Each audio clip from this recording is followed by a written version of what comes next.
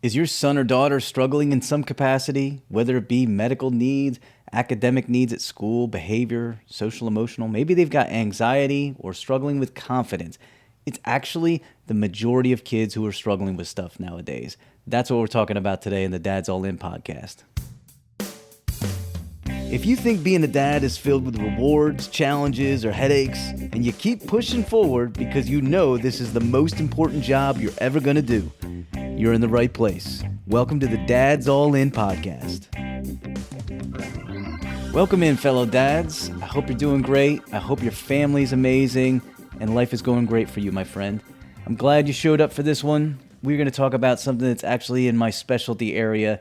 This is within my wheelhouse, not just because of what I've done professionally for over 25 years, but because of the challenges that our family has faced and the things that we've gone through.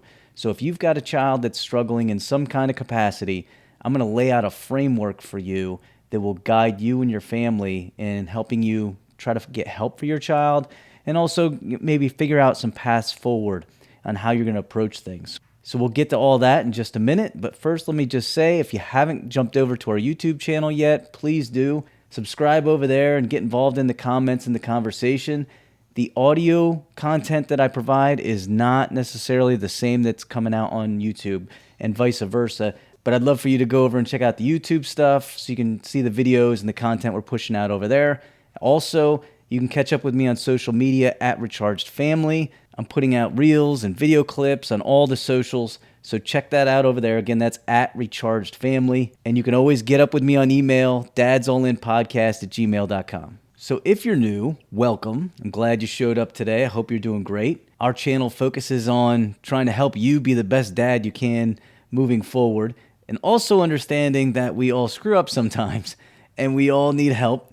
And we all need guidance so we can fail and fail forward, meaning that we get better, we grow, and we become better dads as we move along. I do want to share with you a little bit about my background as far as what I have done professionally for over 25 years. As you're well aware, if you've been a long-time listener, I'm currently an education professor where I teach a wide variety of things.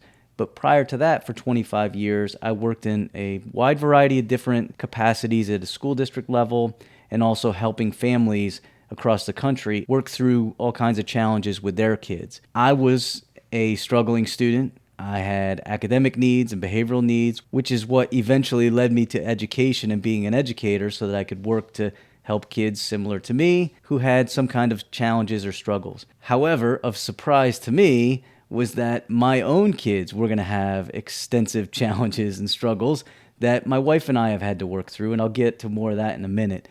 My personal background, like my niche, is helping kids with a variety of challenges, whether it be academic, behavioral needs, social or emotional needs, challenges in general. I'll be the first to tell you, even though I've been in this specific field for over 25 years, I don't know everything, but here's the thing, nobody does.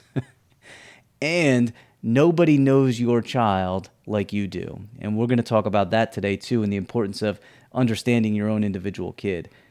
On the family side, and I've alluded to this in previous episodes, I have 3 amazing kids. They all have their own extensive needs. In our family, I'm not going to get into all of it, but I'll tell you this. We have 10 different disability types within our 3 kids. And when you hear the word disability, immediately your brain goes to things like autism, maybe physical disabilities, and yes, all of that would fall under the umbrella of a disability. However, in our case, we have kids with medical needs, ADHD challenges, anxiety, and a variety of other needs. And I would throw in, because this isn't necessarily a disability type, but it's important, confidence building. Our kids will struggle with that as well, as many, many kids do. It is my theory, and it's not really much of a theory, there's actually hard evidence for this, that says the majority of kids are struggling in some capacity. It's different for every kid, it's different for every family, but the majority of kids need help in some specific area. We're not talking about a small group. So if you're sitting out there listening to this episode and thinking, nobody's going through what I'm going through, or there's a small amount of people who are, I'll tell you, it is absolutely a large number of people who are working to try to figure out how to best support their kids. And it's not easy. My wife and I will tell you this, the things we've been through, not been easy. We've learned a ton going through this whole process, and I'm going to share with you the 4-step framework that we have relied upon and figured out through the years. And the good news is this framework works for whatever challenge your child is facing. So it doesn't matter if your child has medical needs, or if they're neurodivergent needs or behavioral needs or academic needs, whatever it is, this framework works for all of it. So let's dive into it. So the first thing I'll tell you is, number one, you need to listen to those who can help. Search out people who can help. For example, yes, if your child has medical needs, your first stop is hopefully the family physician. You're trying to figure out what specific needs your child has. If they have needs beyond a physician, you're referred to a specialist. Listen to them. If your child is going to a therapist, listen to them. I think you get the idea. But you can also listen to others too, meaning friends who've gone through similar situations. Online, although there's plenty of junk floating online about all kinds of things, there is some positives. You can find Facebook groups that will give you really good information. And that leads into the second part, which is that leads to you doing some research. So you gather some things from other people, and then you start to do some research for yourself. You want to know as much as you can without jumping to conclusions, without assuming that everybody knows everything, because nobody does, without assuming that you've learned everything, because you don't either, but you want to gather information. So step 1 and step 2 are all in the same category as far as it's the gathering of information stage. And this can be hard because it takes time. And as parents, we just want the quickest thing that's going to help our kid. We want it done, and we want it done yesterday. We want to figure it out as fast as possible. So patience can be really hard. Listen, nobody wants to see their kids struggle at anything, whether it's hitting a curveball or struggling in class. But I'm here to tell you that sometimes you gather all this information, you do have to have a little bit of patience to try to figure things out.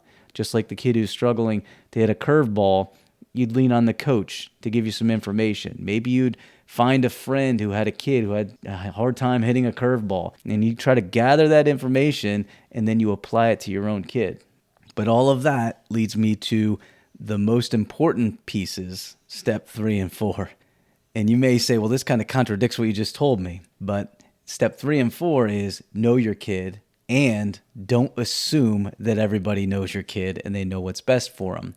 So one of the reasons why you want to be so aggressive at gathering information is because you need to know if it's the right fit for your individual child. If you've listened to my podcast before, you've heard me say this over and over again. You have to know your child. You learn their needs. You learn their brain. You learn how they tick. Maybe you learn their medical needs. You are the actual expert of your kid. You spend all the time with them. You're going to get information and guidance from people, but they don't know more about your kid than you do. You're the expert. I'll give you this example. If you go in to meet with a school teacher, let's say your kid is having a hard time with behaviors in the classroom, they might share with you what they're seeing.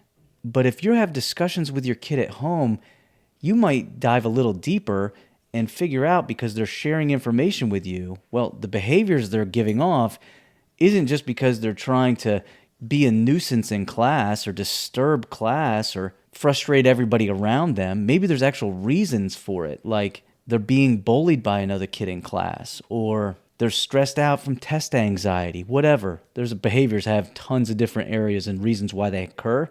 My point is, the school can offer guidance, and you take that guidance, and yes, they're the experts in that area, but you're the expert in your kid. So what you can share with them will unlock doors for them. I've done a ton of work in working with schools and families, and I talk a ton about the importance of working together, and that's one of the reasons. A teacher has 30 kids, you've got one or maybe a couple. They're doing the best that they can for their classroom, but you have to do the best you can for your individual kids. I'll give you another example that we as a family have gone through. One of our daughters has a very rare medical need. And I say rare, and I maybe I shouldn't say rare, because it turns out there's like a million kids with this, but nobody talks about it. And we have consulted with tons of people about this. And some of the physicians and specialists have given us guidance, and that guidance didn't help at all. And in some cases, we were like, that's not working for our kid. We know that that's not right. And that's my point here. You gather information, but you've got to sift through the information. You need to know your child. You need to analyze that information. Ask yourself, is that actually doable? Or is that appropriate for my kid? Or is this medical information I'm getting, is it possible that that's not right? In our daughter's case, we've gone through a ton of appointments. I can't tell you how many. And met with so many different people, specialists in certain areas and physicians, counselors, just one after another. And you want to know who it was that actually has been helping us the most? It's her physical therapist. And one of the reasons is he gets to know her and kind of figures out an individual management plan for her. If you're somebody who goes to the gym to work out, some of the most successful workout programs are when like a trainer will meet with you and help you figure out goals and set an individual plan for you. But sometimes when people are trying to help kids or trying to help people who support kids, meaning parents, they just give you general information. They might not know your child enough on an individual basis to be able to give you the right information for your individual child. And I hope that makes sense to you because it's super important. And again, I'm speaking from experience here. I've always known the importance of individualizing education and working with kids on an individual basis, but I have grown to learn as a parent that it goes well beyond school. It goes into all facets of life. If you need your child to work on being less anxious about things, there needs to be an individualized approach that's right for them. So don't assume that everybody who's given you the information always has the right information for your kid. Again, it's not that they're doing anything wrong. They're sharing the information they have. It just might be that the information they're giving you isn't perfect for your individual child. So analyze the information, and yes, whatever it is that your child's struggling with, a lot of the times it's trial and error. I tried this, it didn't work. I tried this, it didn't work. My daughter, we have tried so many different medicines and supplements, and I can't even tell you all the things we've tried. And we are finally now, months and months through this process, starting to make headway. It has been painstaking. It has been stressful. It's been heart-aching because nobody wants to see their kids struggle. And unfortunately, all three of our kids have struggled in some capacity. My son has type 1 diabetes. He's now 18. He's in college. I'm super proud of him and the growth he's had becoming a young man. But I'll tell you, type 1 diabetes is a game changer for a family. And when he was 8, he was diagnosed. It flipped our family upside down. And just in case you don't know, like type 1 diabetes means he's insulin dependent. His pancreas does not work. So anything he eats, he's got to give himself insulin for. Without insulin, he would not live. It's different than type 2 diabetes. But when a kid is diagnosed with type 1 diabetes, they get some general guidelines. Like if a certain food is so many carbs, this is how much you dose them. It turns out, though, that's not a perfect system. For example, you would think spaghetti has a lot of carbs, right? It does.